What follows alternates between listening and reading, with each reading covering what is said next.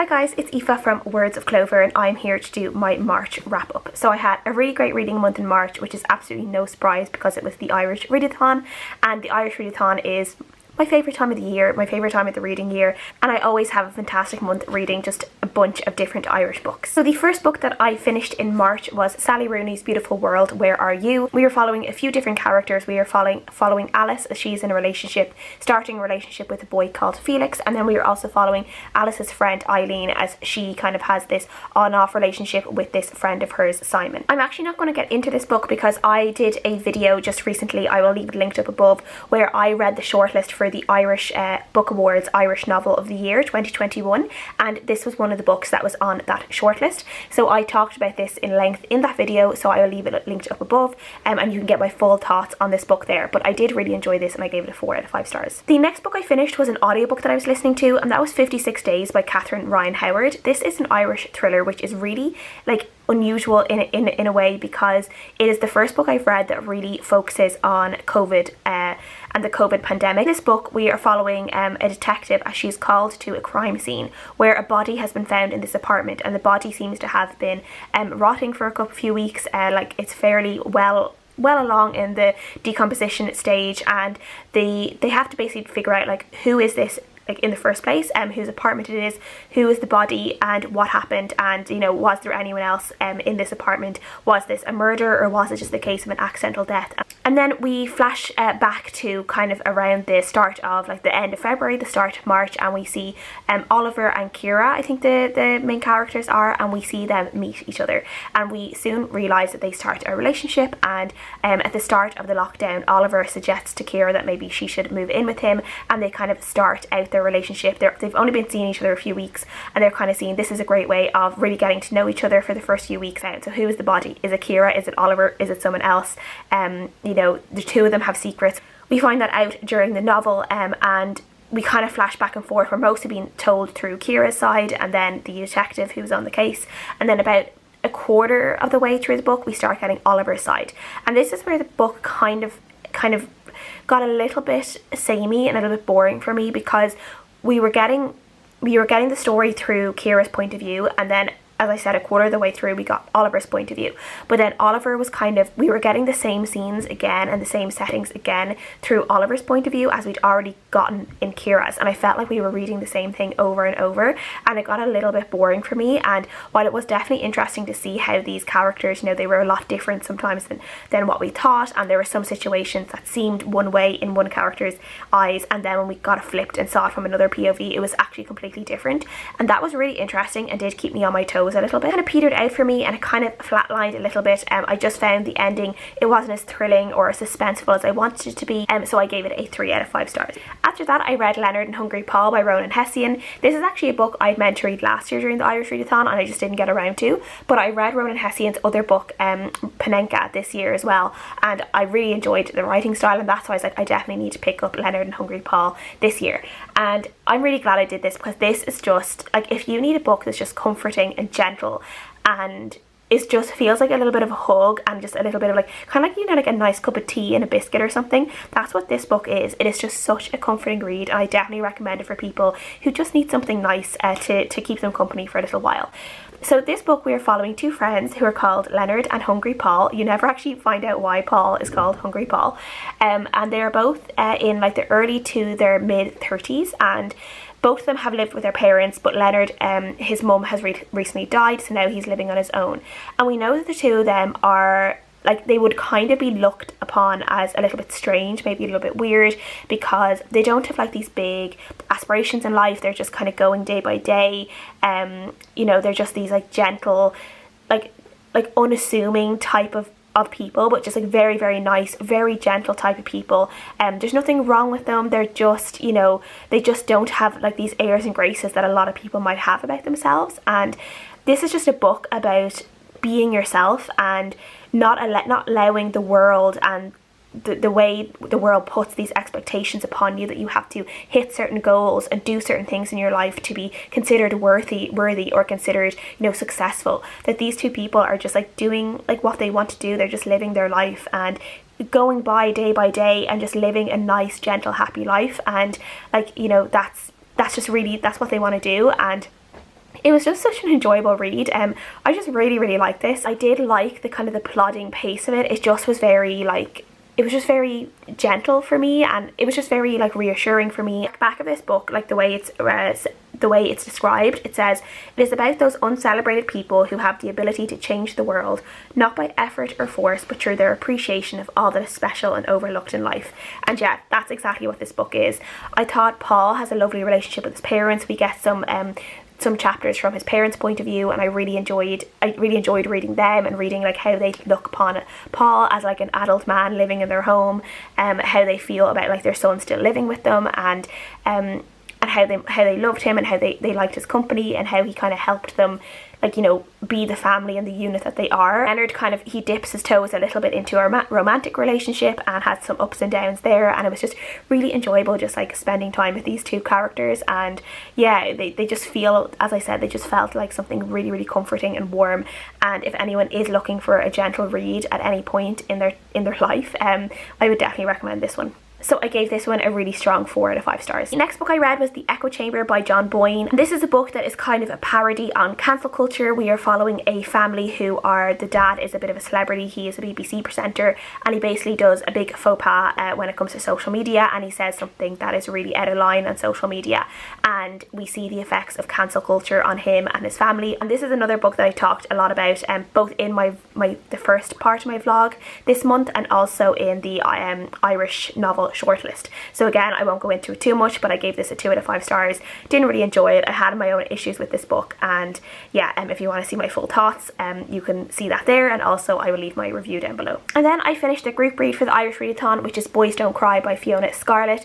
And this book, wow, this book was so different to what I thought it was going to be. I didn't really know what to expect when it came to this book, because I just knew it was going to be about two brothers and their relationship living in Dublin. And yeah, this ended up just like, whoa, like this is an emotional ride.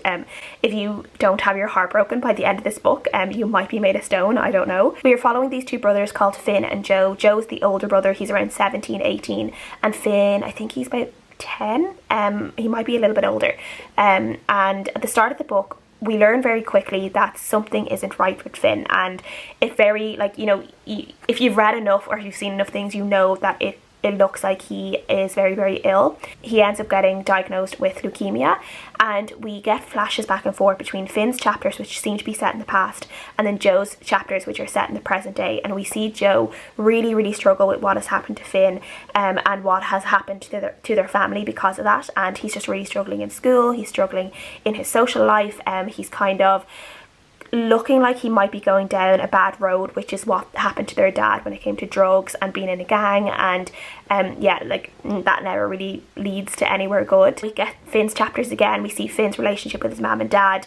We see Finn's relationship with Joe, who he absolutely worships, and Joe loves Finn to bits. And this is just like an exploration of a family that have go through something really tough, who have to go through a myriad of grief and despair, like hope, hopelessness, all sorts of emotions. And then at the same time, we get this backdrop of Dublin, and in particular, Finn and Joe are growing up in like an area of Dublin which would be a little bit rougher. It's a little bit harder in terms of, you know, not falling into the wrong crowd, which is what is happening to Joe.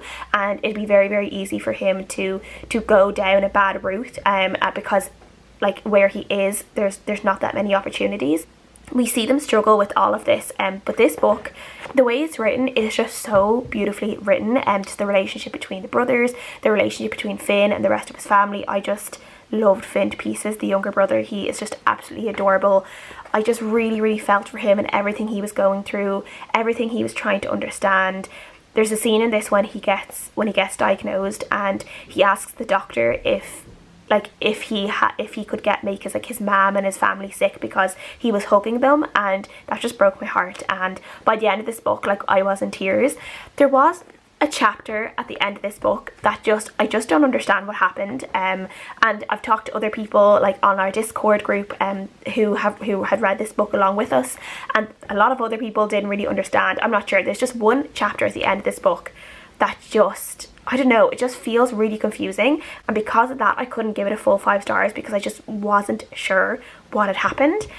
So yeah, if you've read this book, I would love to know what people think down below. This was like a 4.5 out of 5 stars. I did really enjoy this, and this is just a really good debut novel as well, and I definitely will be reading anything else that Fiona Scarlett writes, because boy can she write, and she can write really, really well. I read The Poor Mouth by Flann O'Brien. This is a book that is translated from Irish, and it is a little bit of an odd book, and I'm not really sure how to exactly describe it. It's kind of like a satirical parody of the like type of Irish peasant novels that used to be written in like the early 1900s, like 1920, 30, 40s. There was like a trend of these like Irish peasant novels that were out and people were reading, and Flann O'Brien basically wrote a parody of these, where we are following this really like this peasant farmer called Bonaparte O'Cunasa, who, you know, he lives in a shack with a bunch of animals and his mother and his grandfather, and he has no shoes. They only live on potatoes and fish. There's parts of the land that flood, you know, the flood, and you have to swim across to be able to get to the next village, because, you know, Ireland rains and rains and rains. There's never any sun, it only rains all the time, and it's just like really, really silly, but it's really entertaining at the same time. And yeah, I don't think I could break it apart and like break it all down. I'm sure like there are loads of studies out there and like papers and all sorts like talking about this book and how great it is. All I can say is that I found it really, really entertaining. I gave it a 3.5 out of 5 stars. I think I will read it again in a few years and see if I enjoy it even more, kind of having a little bit of a, like knowledge of it from a first read. And I think it's definitely one that would probably get better on a second read and a third read. And yeah, I enjoyed it. It was fun, it was a little bit silly, and yeah, I'm glad I read it. Then I read The Raptures by Jan Carson. This is a book set in 1993 Northern Ireland. We are in a little town that is kind of on the border of Northern Ireland and the Republic of Ireland. And we are following a group of school children who were only about 10 or 11, and they all start falling sick, and no one knows why these children are falling sick, but they're falling really, really sick, and they're dying off one by one. And we are seeing how this affects the town, and the fear, and the fear of like not knowing what is wrong with anyone, or not knowing who is next, if this could spread to everyone else or if it's just contained to the school children. And then in particular we are following one little girl who's also in this class, who seems to be completely well. It doesn't seem that she's going to get sick, and her name is Hannah.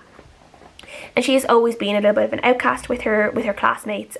She comes from a particularly religious family, and because of this, she's always like, she's not really allowed to take part in some of the things that the other children take part in, and she's just always kind of, you know, there to be singled out and to be picked on a little bit. There's kind of a supernatural element to this as well, because Hannah, as each of her schoolmates die, their ghosts are appearing to Hannah, but they're appearing to Hannah like a few years older than they were when they died, and they keep telling Hannah that there's like this other version of their town that they are living in now, and things are great, but it's only them, and they have their own little gang and they can do whatever they want. And Hannah doesn't know kind of what to believe. She doesn't know whether, like, you know, is this place great, as some of them are saying, or is it terrible, as others are saying. So if like everything that is happening to the kids, is it something supernatural, or is it something a lot more ordinary than that? And yeah, you just kind of have to keep reading to find out. I really, really enjoyed this. I think I really liked the writing style, I liked the pacing, I really liked the chapters we were getting from Hannah, even though she was younger. I just really liked the way she saw everything, her relationship with like different people in her life, from her father to her mother to her grandfather. Just some really great moments of growth in Hannah in this book, but also in like people in Hannah's life, such as her mother. There is like a heaviness to this novel. There's a sadness, because obviously you are dealing with children who are dying, and there are chapters from like parents' point of view, and the parents who are waiting for their children to get sick, or the parents whose child has died or has gotten sick and they know the child is going to die. So yeah, I think this would be really hard to read if you were a parent, or if you know, have dealt with sickness like that in your family. But I really liked how this like all wrapped up, and I really liked the story as a whole, and I gave it a 4 out of 5 stars, and I definitely will be reading more by Jan Carson. Then I finished my other audiobook, which was Brooklyn by Colm Tóibin. This is a reread for me. I've read it before in physical, and I decided to read it on audiobook. The audiobook was just so good. I really, really enjoyed the audiobook, and I actually think it made the story better for me. I enjoyed it on an audiobook so much more than I enjoyed it the first time I read it. The audiobook just brought the entire story to life for me again, and I just think it's just one of those stories that, because it's so gentle and so just like you're just following this girl's life, it's just so good. An audiobook, it's just such a lovely gentle read. Again, it's just something that like it's just really enjoyable to take time out of your day to listen to, or to listen to while you go on a walk. I just really enjoyed following Eilish's journey. If you don't know what this book is about, it is set in the 50s in Ireland originally, and we are following a girl called Eilish as she emigrates from her small Wexford town to New York, and we see her struggle with homesickness and be kind of split between these two worlds of her life back in Ireland and then her life in New York. Absolutely loved the audiobook. I just thought it was so lovely. If you're just looking for a really nice audiobook to listen to, I would definitely listen to this. And this is a book I would just love a sequel of. I think I would love to see Eilish as an older woman, maybe in her 30s or 40s, with maybe children, and just to see like is she still working, what her life is like, the decision she made at the end of this book, does she regret it, does she, you know, stand by it? I just want more of Eilish, because I think she really started to come into herself by the end of this novel, but I feel like there was so much more for her to discover about herself, and to do in her life as well. I give this a 5 out of 5 stars this time around because I just enjoyed the audiobook so much, and I would definitely recommend it as an audiobook read if anyone is looking for one. Then I read a book called Independence Memories by Valerie Cox. I actually don't have the physical copy of this anymore because I have since given it to my gran. This is a non-fiction book that is a kind of compilation of stories of people whose parents or grandparents lived during the 1920s, and like a little bit times earlier than that, like the years leading up to the Civil War of Ireland, and then the War of Independence, and eventually the Irish Free State and the Ireland that we're living in today. A book that I described in my vlog and in the review as a book that I think is written for Irish people who have grown up hearing stories about this time and who are well aware of like what was going on around this time in Ireland. This is not a book for people who are beginners, who don't know much about Irish history, who are trying to learn more about Irish history. This is not this kind of book. There's not a lot of information about the Civil War or the War of Independence. You don't learn a lot about Ireland like during this time. This is just anecdotes and people telling their own family's stories. It reminded me of sitting down with a family member and like just hearing stories. Like this is literally it. You're just being told stories. It's almost all directly transcribed from interview onto the page. I do think this book it just lacked a lot of structure for me. I think it could have done a lot more in terms of giving that information to people who were trying to learn. I just thought the transcribing could have been maybe a little bit better. I just think that I don't know whether it felt messy or just a little bit incomplete or something, I don't know. And this is because of all these interviews had to take place over COVID and during restrictions and stuff, so it's probably a lot harder to do this kind of book like over the past couple of years.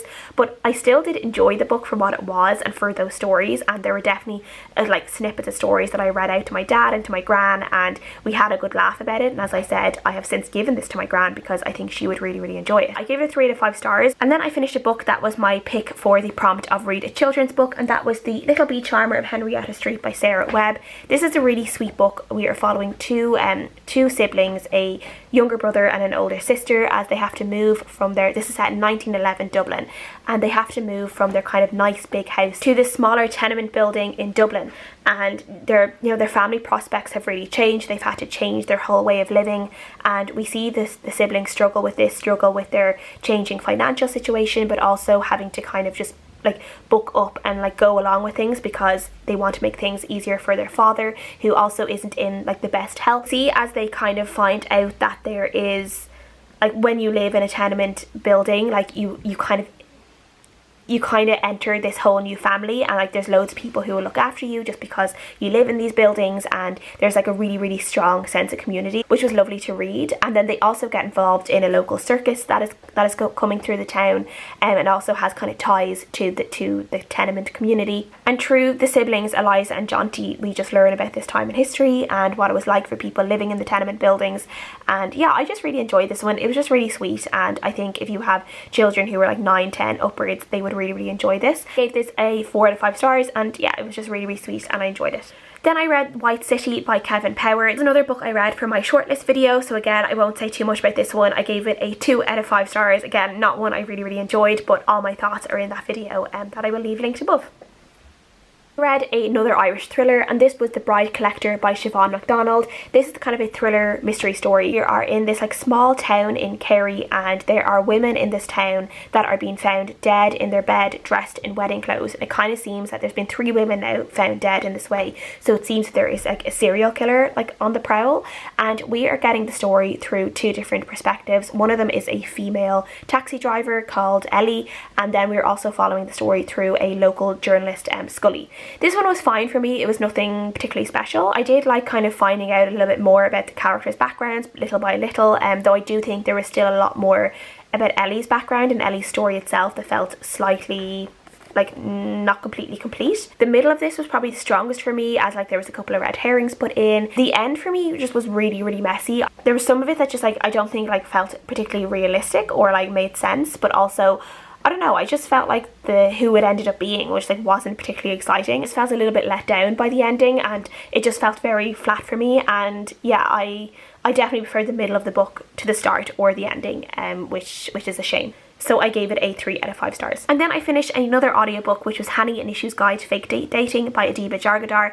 I was really glad to read this. We did read Adiba's other book, The Henna Wars, last year for the group read for the Irish Readathon, so it was really nice to be able to read her other book during this year's Readathon. And this one I listened to an audiobook, and I'm going to be honest, the audiobook was just absolutely terrible for me. The person who narrated Ishu was really good. She was grand, and she kind of was the saving grace of the audiobook for me. But the narrator for Hani was absolutely terrible at doing an Irish accent, and because of this it just really like spoiled the story a little bit for me. But I kept going with it. I kind of tried to concentrate on the story itself and not the voices and the accents that were being used, because they were so bad. If you can't guess, this is a fake dating story about 2 Irish teenagers, Hani and Ishu. They're both Bengali Irish girls, and because of reasons they have to fake date each other. For Ishu, it is to try and like kind of get a little bit more popular so she can win the head girl vote in school. And then for Hani, it's basically to convince her friends that she is bisexual because they don't believe her.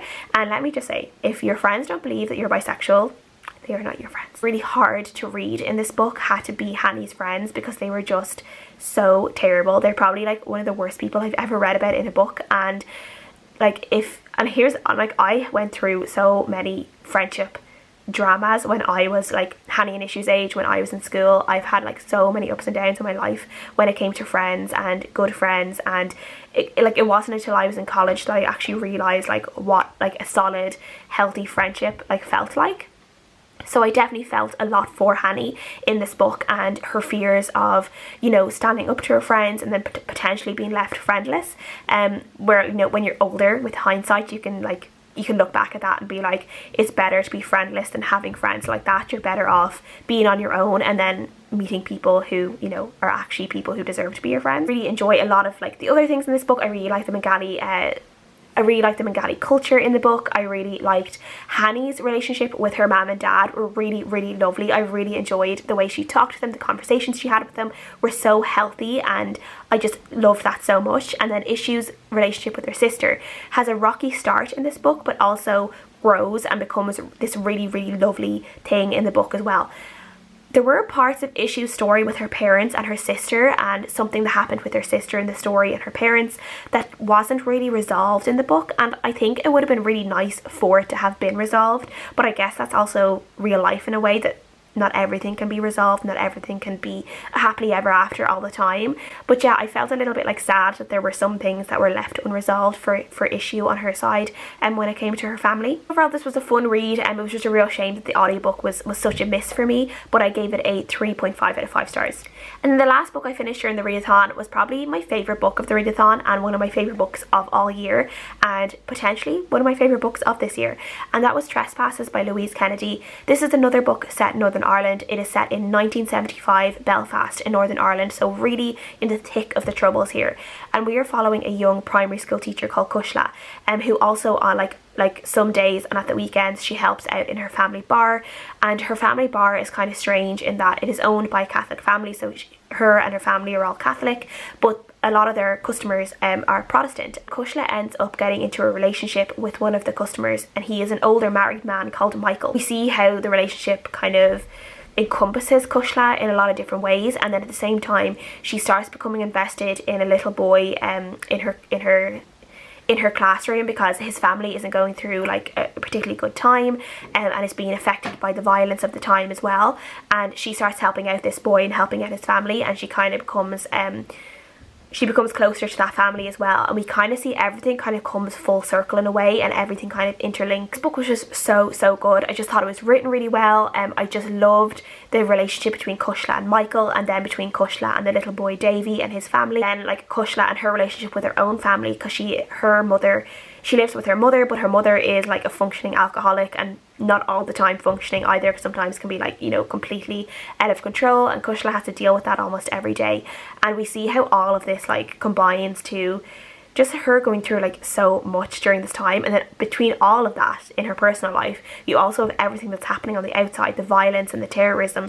Each chapter in this book starts off with headlines of like the day, and like there's headlines every single day. There's a shooting, there's a murder, there's a bomb, there's a body being found. Like there's literally violence every single day in her life because of where she's living. And I think it just really brings home like what people were living through at this time in Northern Ireland, and the fear, but also the people were like just had to go about like ordinary life and just hope that they didn't somehow get embroiled in what was going on if they didn't want to. And there's also a sense of like, not doom particularly, but like, you know, Michael is married, he's older, like there's a lot of ways why this, like, their relationship will never work out, so you're kind of waiting for something to happen the entire time when Cushla is with Michael. And yeah, so there's just like a really tense like atmosphere throughout this entire book that really kept me gripped to the story, and I just loved it so much. I just thought the writing was just so well, so atmospheric. I think this is a book that I would, if people liked Milkman but found Milkman a little bit hard to understand and to really get into, I think this is the perfect book for you, because I think this one has that type of like the tense atmosphere that Milkman has, except I feel like it's just a lot more accessible for the everyday reader. It's not that like literary hardcore writing style that Milkman was. I think this is for every single type of reader, and I just absolutely loved it. It was a 5 out of 5 stars for me, if you haven't guessed that already. And yeah, I just loved it, and I'm desperate to get my own copy of this book now. I read it on my Kindle through NetGalley, but the next time I'm in a bookshop, this is the book that I will be searching for on the shelves, so I can get my own copy for my shelves, because I need this. Like, I need the physical book of this in my life. So that is everything I read in March. As I said, a really great reading month. If you guys read anything in March, particularly if you read any Irish books, please let me know. I would love to know if you joined in at on the readathon, able to tick off any of the prompts. Please leave any of your comments down below. Thank you guys so much for watching as always, and I'll see you guys again next time. Bye!